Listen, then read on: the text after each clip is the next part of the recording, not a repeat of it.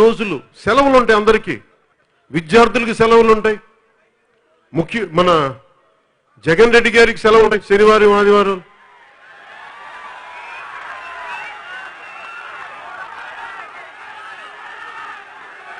మనల్ని ముఖ్యంగా నన్ను తిట్టే ఎమ్మెల్యే సెలవులు ఉంటాయి, అందరికీ సెలవులు ఉంటాయి.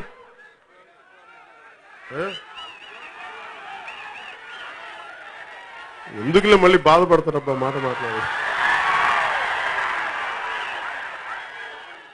కానీ రైతుకి సెలవు లేదు. ఒకసారి పురుగు తినేస్తుందా, అది వేసిన తర్వాత సరిగా వచ్చిందా లేదా, మళ్ళీ వేసిన తర్వాత వర్షాలు తొలకని వాళ్ళని పడిందా లేదా, రోజు చూసుకోవాలి. మన పసిబిడ్డలా కాపాడాలి.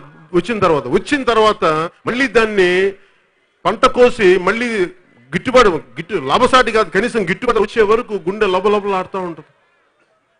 మళ్ళీ దీంట్లో పెట్టుబడుల కోసం ఎవరు షావుకారులు వస్తారు, దళారీలు ఉంటారు.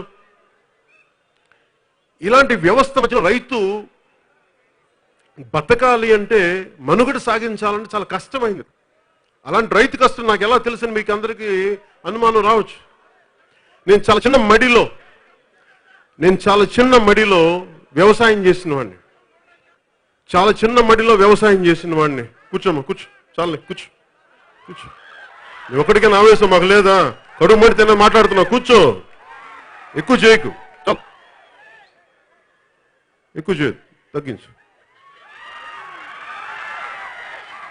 ఎందుకంటే నేను చిన్న మడిలో వరి నాట్లు నాటిన వాడిని.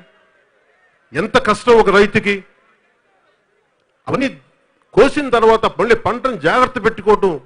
నిజంగా అలాంటి రైతు కష్టం చూసి నేను కోరుకోలేదు రోడ్ల మీదకి రావాలని. నేను ప్రతిసారి చెప్పాను, సంవత్సరం పై వరకు నాకు నిజంగా పని ఉండదు అనుకున్నాను. ఎంతసేపు మన జనసేన నిర్మాణ